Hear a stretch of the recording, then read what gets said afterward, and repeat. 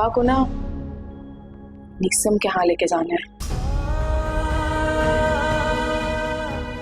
तो तुम तो जानते हो वो लोग बड़े लोग हैं, बहुत सारी चीज़ों की ज़रूरत पड़ेगी, इसलिए मुझे ना तुमसे कुछ गार्ड्स चाहिए थे, गाड़ी चाहिए थी अब्बा के लिए, जूते, कपड़े, कोट और टाई वाला। फरहाद,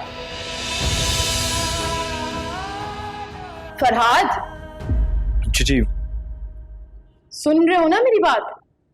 जी वफा जी, मैं सुन रहा हूँ। मैं आपके सारे काम कर दूंगा वफा जी।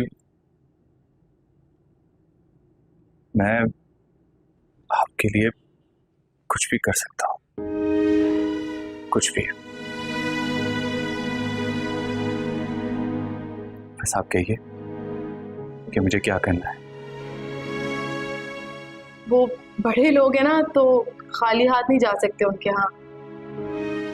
अब्बा को किसी नाई की दुकान पे भी ले जाना, थोड़े बाल वाल कटवा देना, जरा डाई भी करा देना, और फिटिंग के लिए अगर किसी को ले आओ घर पे, या अब्बा दुकान पे चले जाएंगे, कोई मसला नहीं है, मैं बात कर लूंगी अब्बा से।